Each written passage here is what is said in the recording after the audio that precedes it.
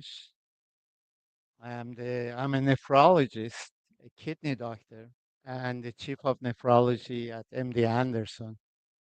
I'm also a professor of medicine at Baylor College of Medicine in Houston. So I was asked to give two talks today. One is an easy talk that you can read by yourself. Can you hear me okay? And that's about kidney stones. And the other one is a little bit more complicated, and that is acid-base problems. I'm just going to talk about metabolic acidosis today. And I need some people to help me to go through some of the examples.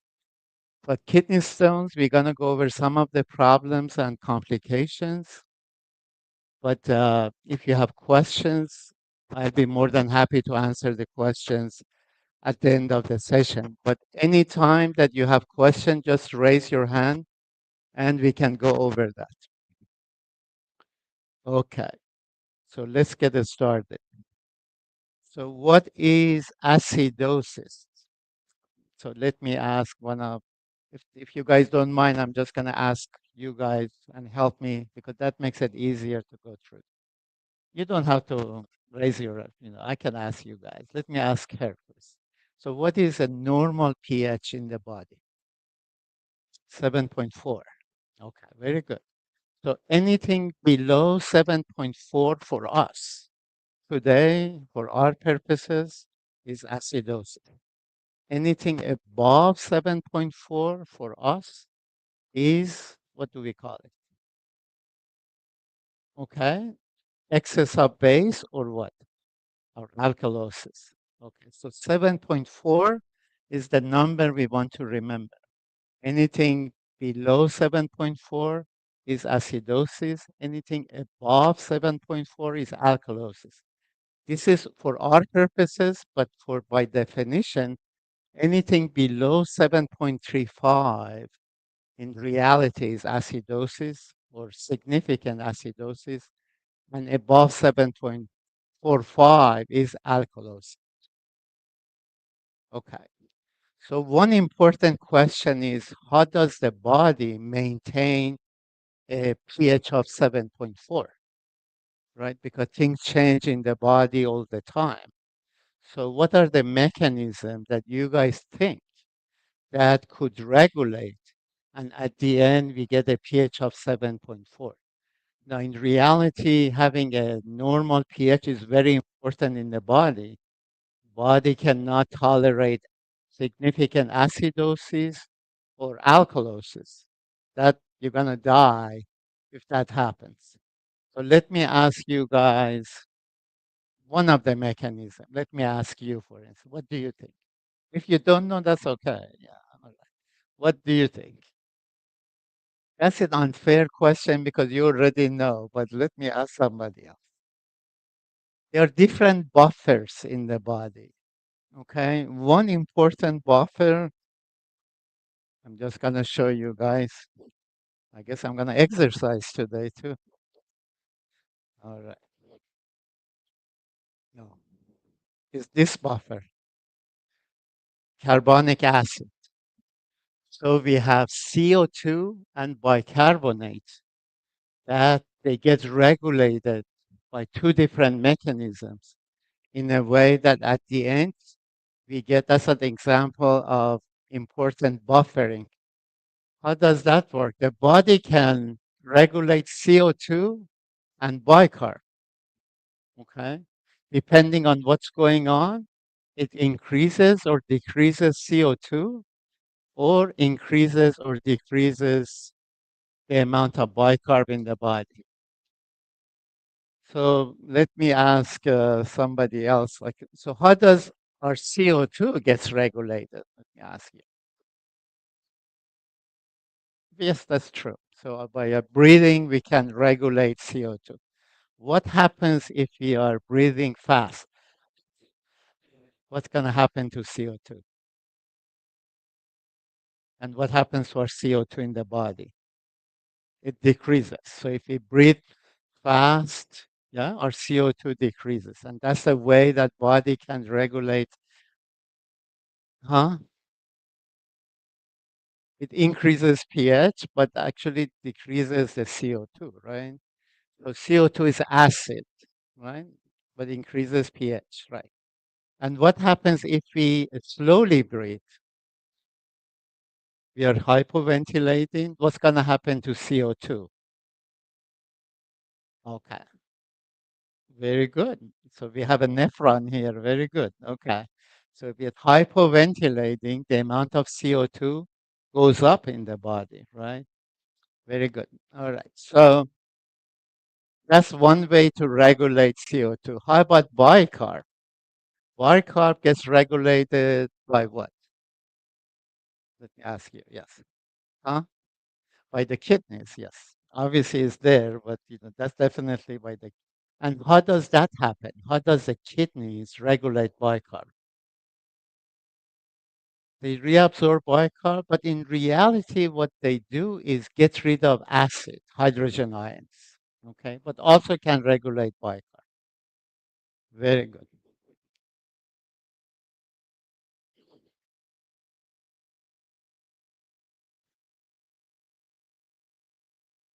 So I've already told you guys. All right. So the rest of the lecture, I have this here, but we're gonna go over an exercise.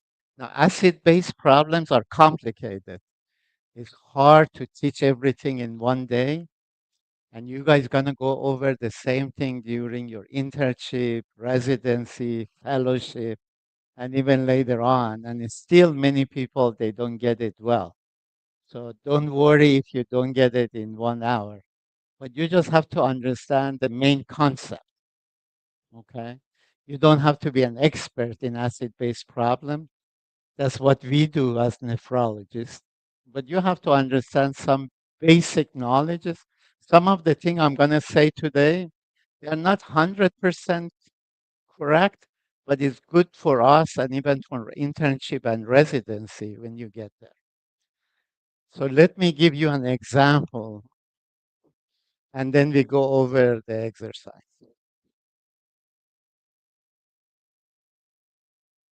Okay. Very good. It's working. Yeah. So let's say you are the intern and you are presenting to your physician on call, and you say, well, I have a patient, and these are the numbers that after an ABG, arterial blood gas, and I don't know exactly what I'm supposed to do with this patient. So the first one is the pH, 7.3.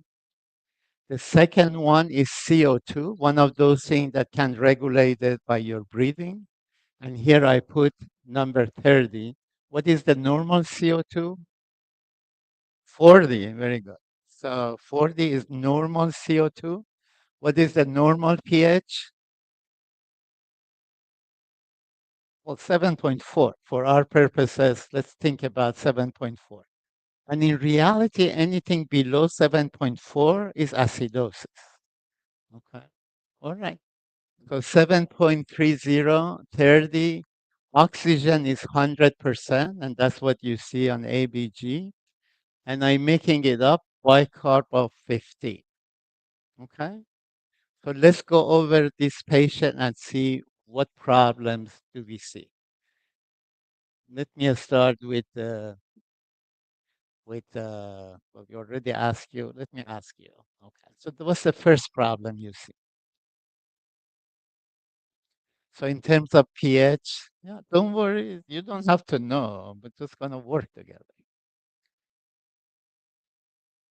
So your pH is abnormal, okay? Is low or high? Is lower than normal, which is 7.4, or higher than normal? Lower than normal. And what is the normal again? 7.4. So 7.3 obviously is less than 7.4. So what do you have now?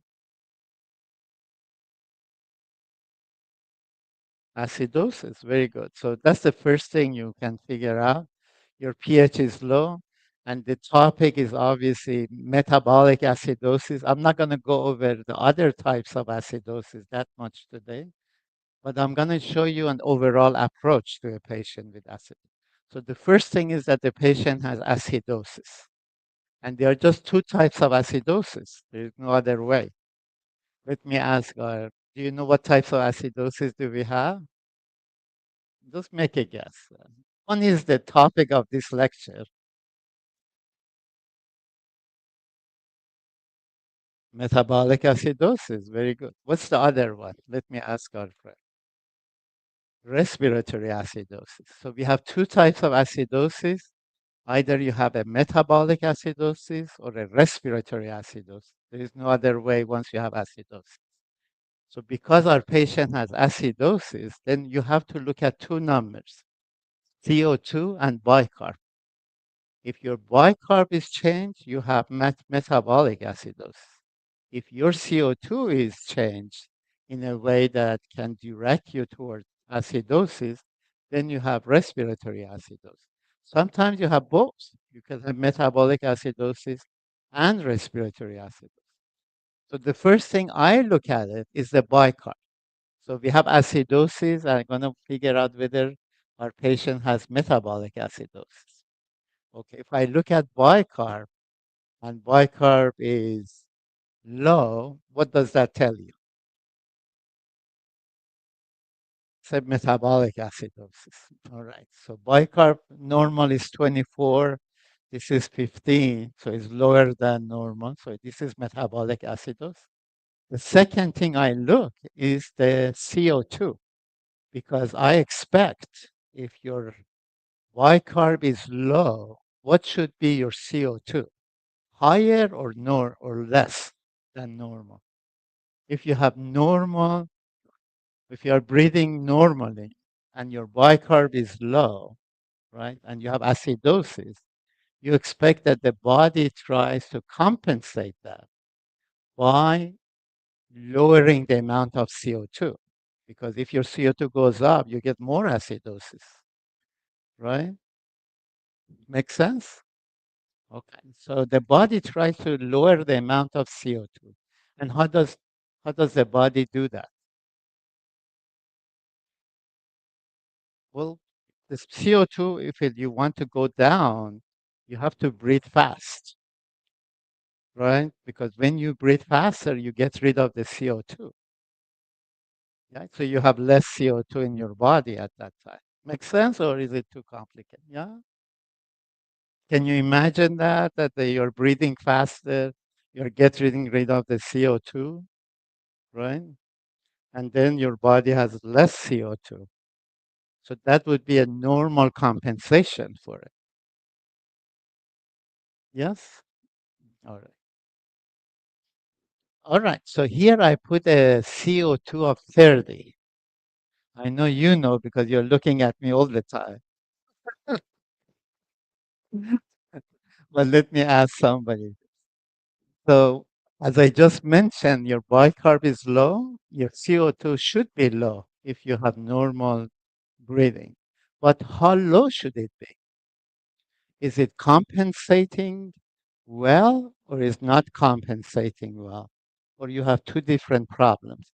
Just give you a hint. Whatever comes after 7 should be more and less your CO2. So if you have 7.3, your CO2 should be around 30. That's not completely true, but more and less for your purposes, for USMLE boards, is that more and less true.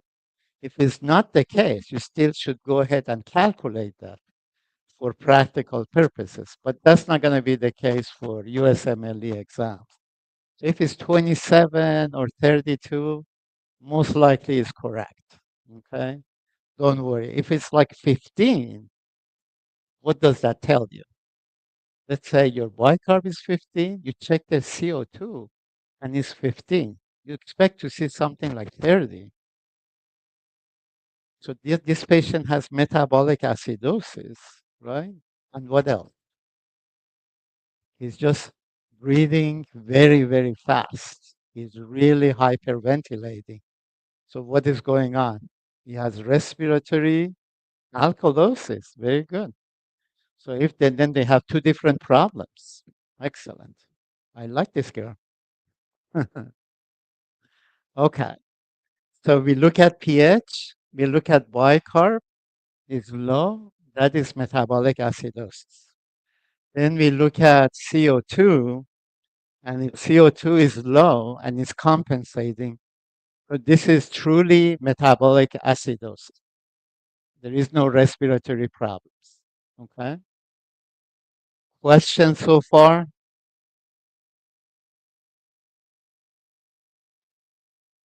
No? All right.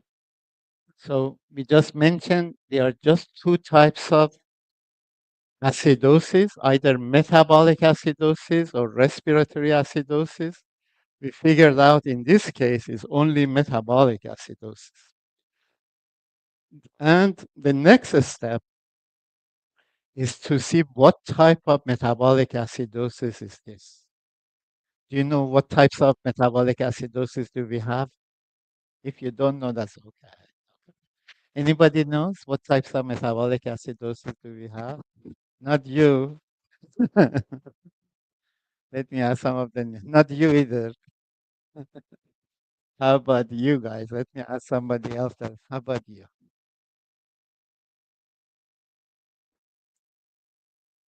Okay, so you're thinking about whether it's compensating or not.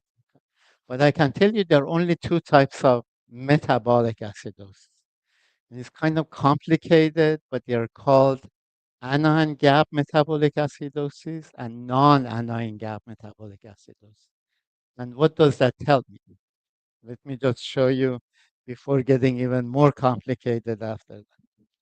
So anion gap metabolic acidosis and non-anion gap metabolic acidosis. So obviously in the body, total anions could equal total cations. Otherwise, you're going to have problems in your body. All right. So what are the important anions in the body? Let's actually start with the cations. What are the important cations in the body? If you order test, any test in your patient, they immediately give you cations and anions in the body. Do you know what's the most important cation in the? Very good, sodium. Excellent. Sodium, what else?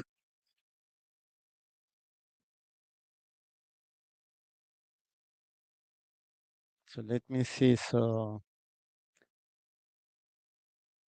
anions should equals cations. Let me actually make it the other way around so it will be easier to follow. And we said sodium plus what else is an important cation in the body? Potassium, very good. And what are the important anion in the body? Negatively charged. You know? You know? Chloride, very good. And very good.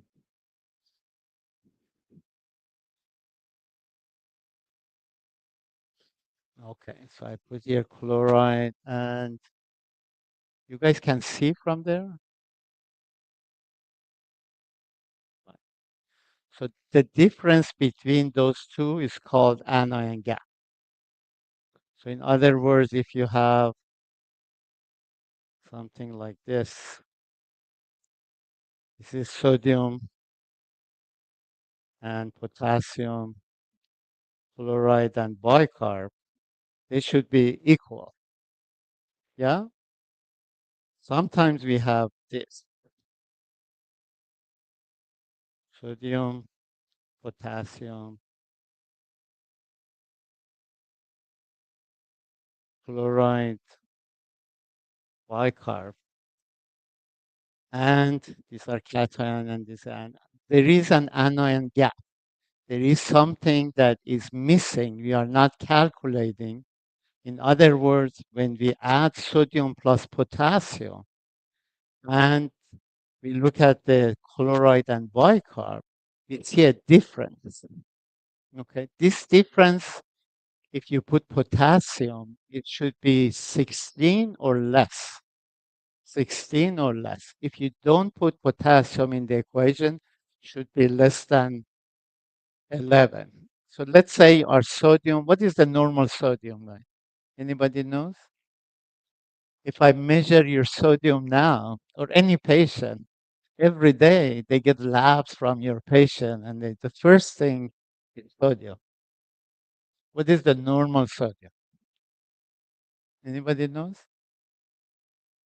140. I just make this like 135. Below 135 is low sodium, but 140 is normal. So let's say in this equation, I have 140. What is the normal potassium?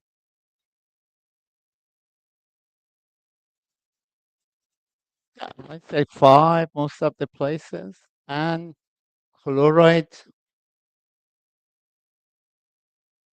let's say 120.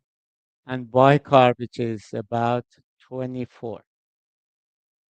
Okay, just more or less remember this number. Okay, now let's say in your patient who has acidosis, we have this number. Sodium is 140, potassium is 5, bicarb is 110, and sorry, chloride is 110, and bicarb is 15. Let's actually make it easier. Let's say 10 for the time being. So what is the anion gap here? If somebody calculates that, and tell me how you calculate that. Let me ask you that you're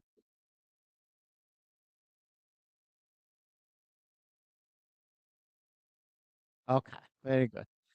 Everybody followed that. So if you add sodium plus potassium and then put bicarb and chloride, the difference between these two and those two would be your anion gap, right?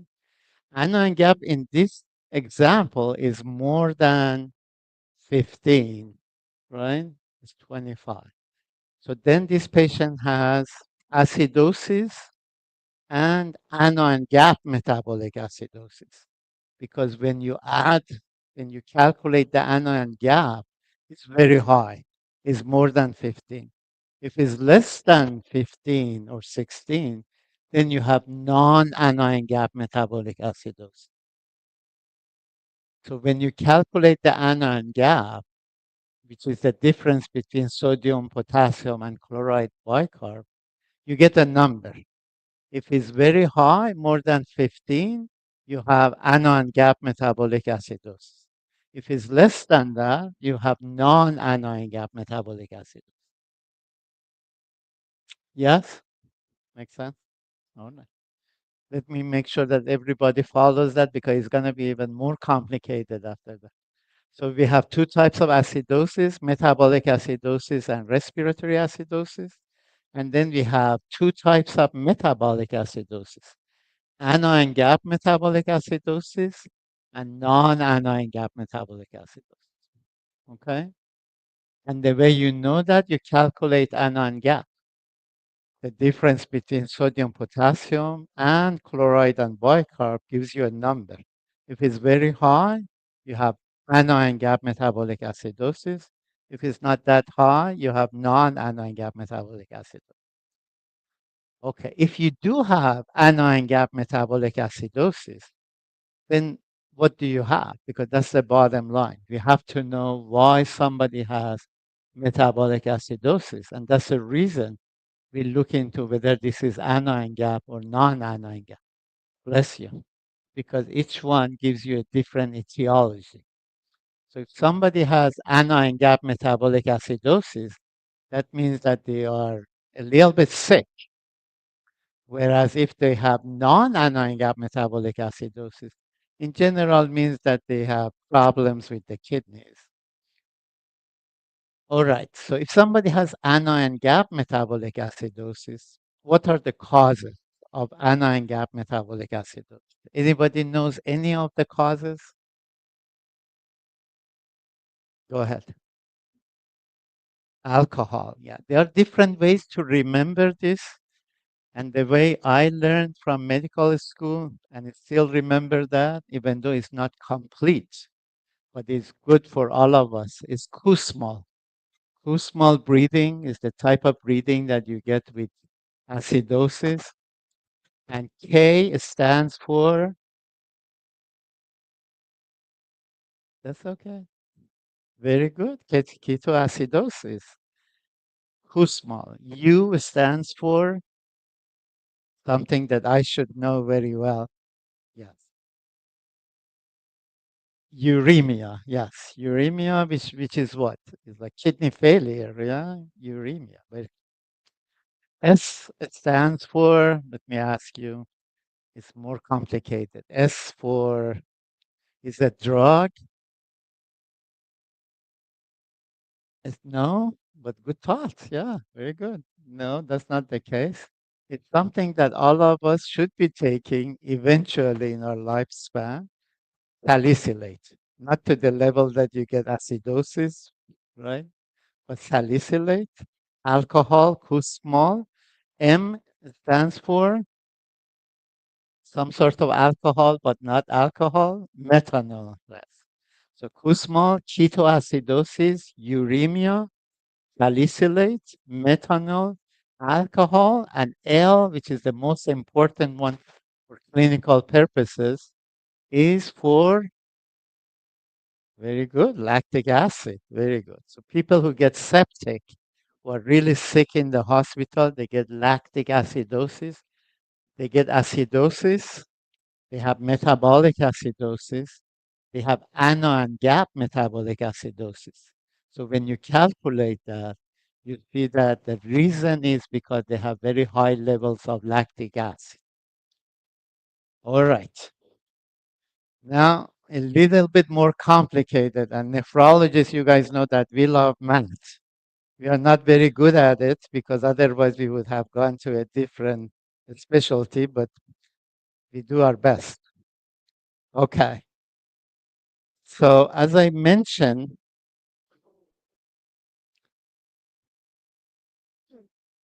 total cations equals total anions, and sodium plus potassium equals chloride plus bicarb.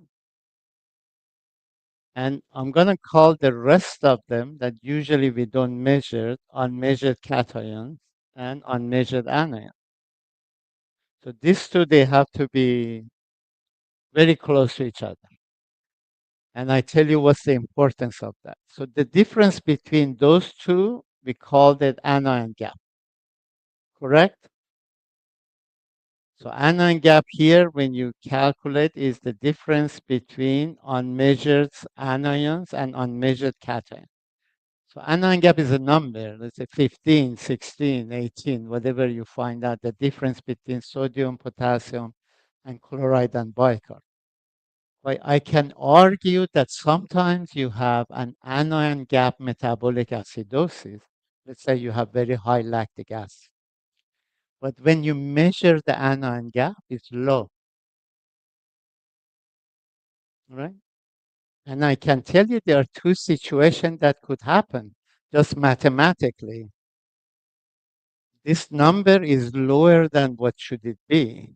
And that's when you have very high unmeasured cations or very low unmeasured anions.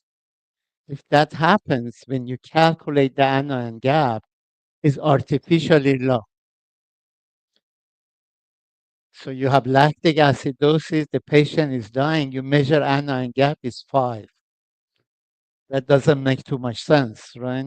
Because you expect to have high anion gap metabolic acidosis, but you don't see it. So if you have very high unmeasured cations or very low unmeasured anions, that happens to you. For your board exam, if you have a patient and they tell you the anion gap is 0, there's just one diagnosis for that. Anybody knows what that is? That's because those patients, they have very high unmeasured cations. Before answering that, what are the other cations in the body?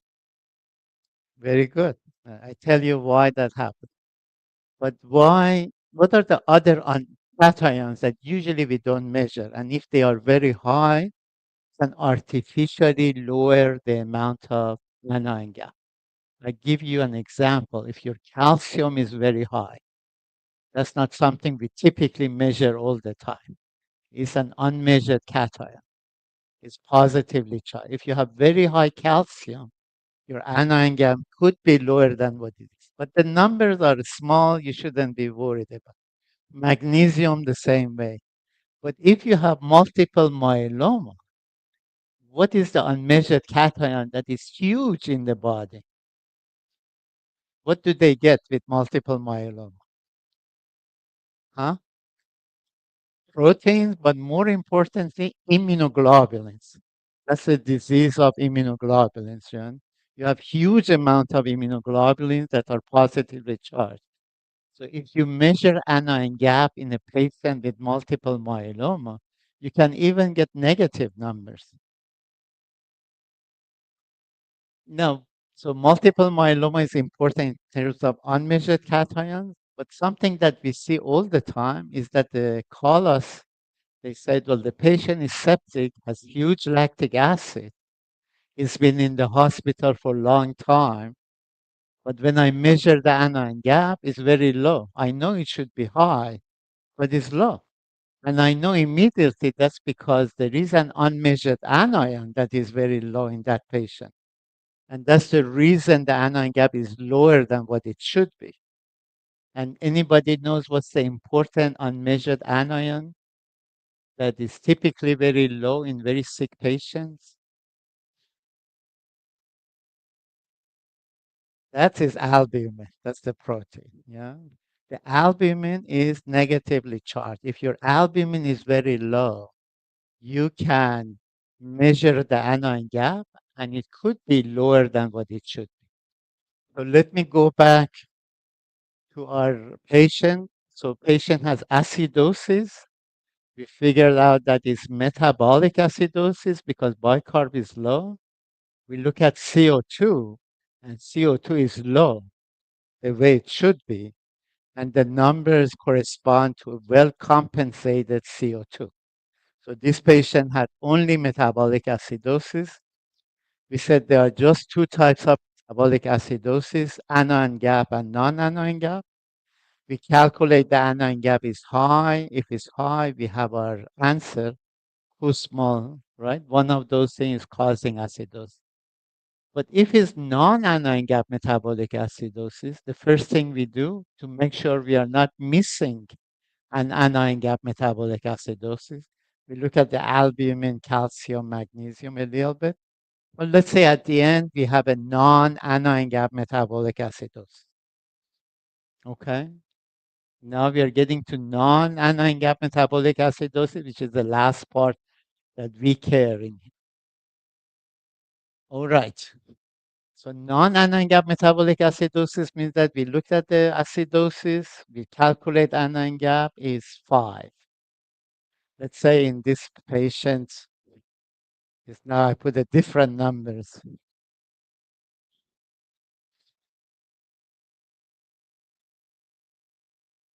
So 7.3, 30, 100, and let's say 20. 145, 120, and let me say like, let's say make it 18. Okay, so that makes it, okay. So what is the anion gap here?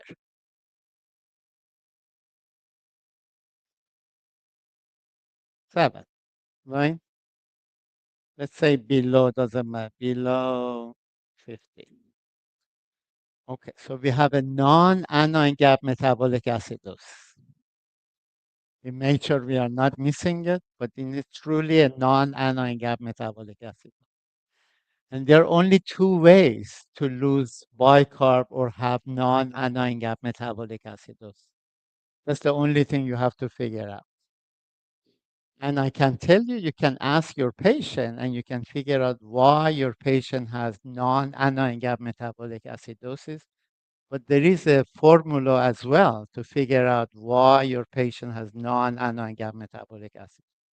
So there, as I said, just two ways to lose bicarb. Anybody knows how you can lose bicarb in the body?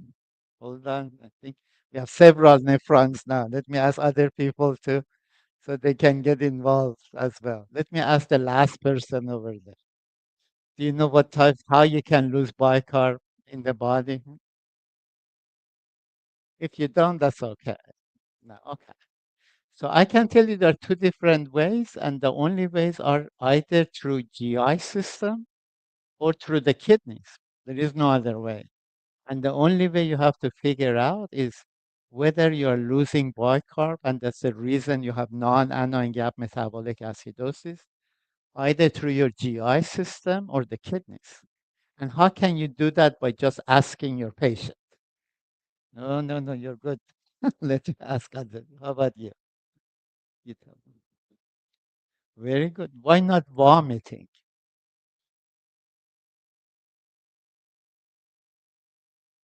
Alkalosis, because you lose also hydrogen ions with that. So diarrhea versus what? If the kidneys are responsible, what do we call that condition? So you have to figure out whether you have diarrhea or anybody knows what's the disease that causes non-anion gap metabolic acidosis because of the kidney problem? No, because you get actually uremia. Remember, uremia causes anion gap metabolic acidosis. Very good, very good. So renal tubular acidosis, that's it called, renal tubular acidosis. So how can you figure out somebody has diarrhea as the cause of non-anion gap metabolic acidosis or has renal tubular acidosis or RTA as the cause of non-anion gap metabolic acidosis? Well, you can ask your patient, right, whether they have diarrhea or not. But as I have mentioned that before, we had, well, not me, but other people had a nurse who were abusing diuretics as well as laxatives. And obviously, she had non-anion gap metabolic acidosis because of people thought diarrhea. But also, somebody could have RTA. And how would you know that? Well, in the urine, we have the same thing as I just mentioned to you guys before. In the urine,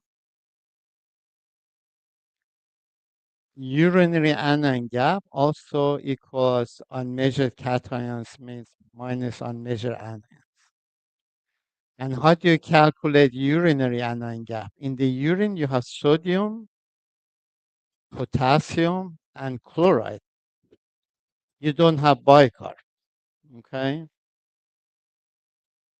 You don't have bicarb. You can get bicarb, but this is for research purposes. So if you add sodium plus potassium in the urine and see how much chloride you have in the urine, and then the way it is, you order a urine lights. And urine lights give you all these numbers, give you urine sodium, potassium, and chloride. Okay? If you calculate urine anion gap, let's say urine sodium is 50, urine potassium is 100, and chloride is 20. That's making it up. So that gives you a positive number, right? Whatever it is, it gives you a positive number. Or it could be the other way around. It would be, let's say, 50, 50 minus 120. That gives you a negative number. So urinary anion gap is important to distinguish whether somebody has diarrhea or RTA. And the way it works, if you have acidosis, if you have acidosis, what do you expect your kidneys do? in order to compensate for acidosis. If your kidneys are working okay and you only have diarrhea and you became acidotic because of diarrhea, what do you expect your kidneys do for you?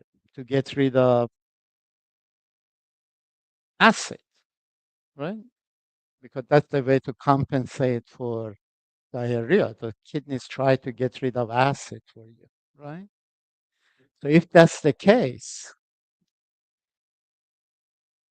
when you look at this formula, urinary anion gap equals unmeasured cations minus unmeasured anions. Hydrogen ions is what? Let me just put them here.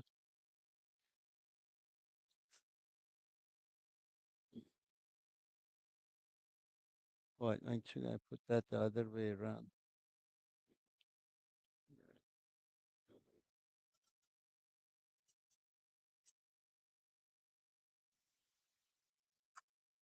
Let me actually just put positive and negative. That would be easier for me.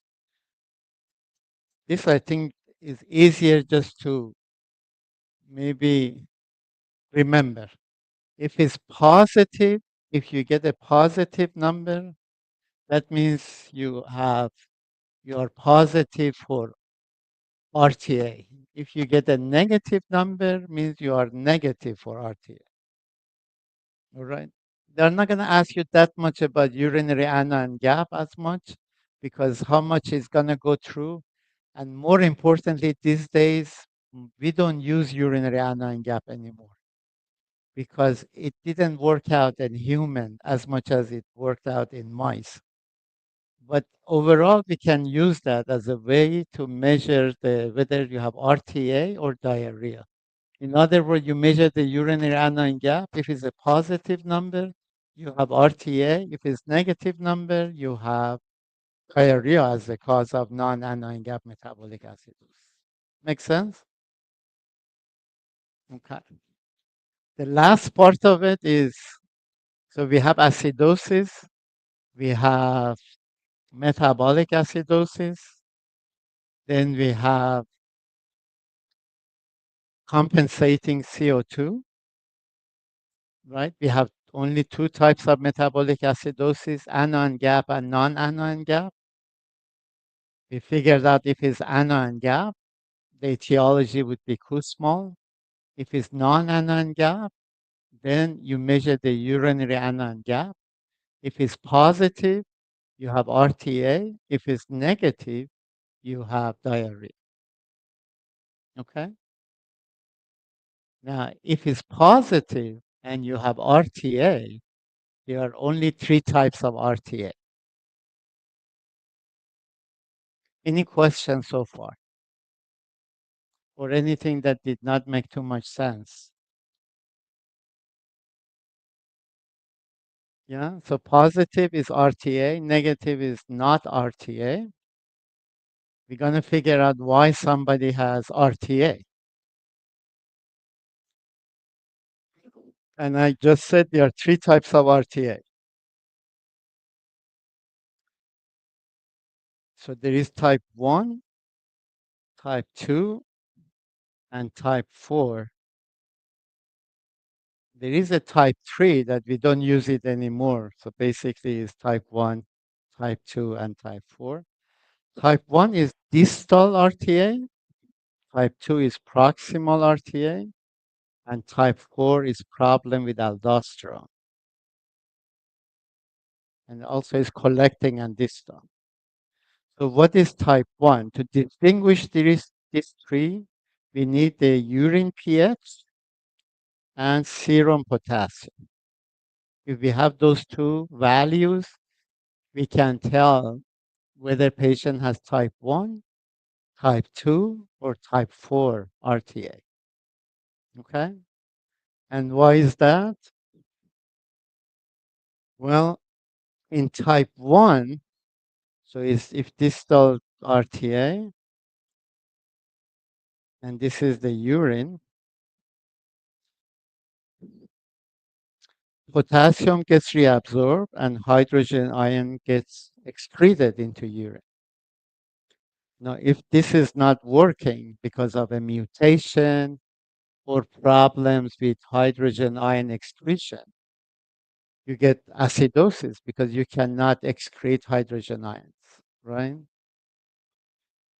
Makes sense? What's going to happen to your urine pH at that time? It's going to go up because you cannot excrete hydrogen ions. So your urine pH and normal urine pH is about 5.5, right? So if your urine pH goes up and is 7 or 8, then most likely this patient has RTA, either type 1 or type 2. And the difference is that here, when you lose, when you cannot excrete hydrogen ions, you excrete a lot of potassium in the urine. So your potassium in the body goes down, right? Because you cannot reabsorb potassium here in the distal tubule. So here is the body. The amount of potassium would be lower. Make sense? So here you have a type 1, urine pH is high and serum potassium is low. So in type 1, which is distal, you cannot excrete hydrogen ions. That could be an injury to tubules, or could be mutation, or could be antibodies against hydrogen ions here. That like diseases like Sjogren disease, multiple myeloma, these kind of diseases cause this RTA type 1. These are mostly children more than adults.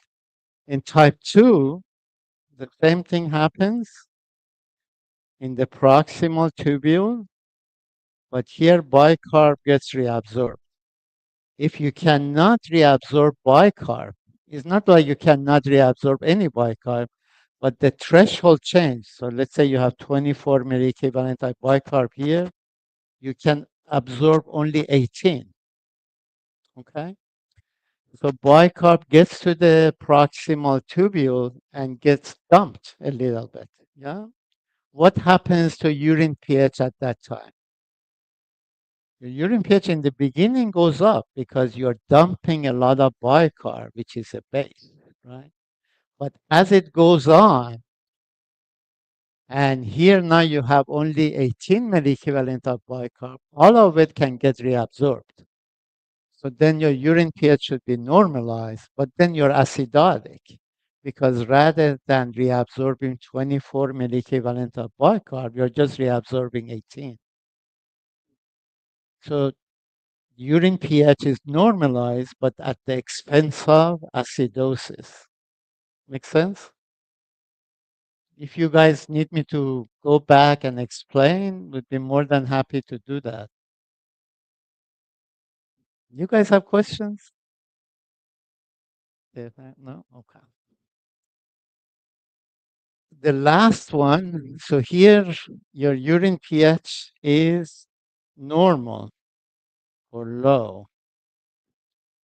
How about aldosterone? Here the same thing. What does aldosterone do? That's something that you guys should be very familiar because you're going to be working with a lot of medication that work on aldosterone system. So what does aldosterone do?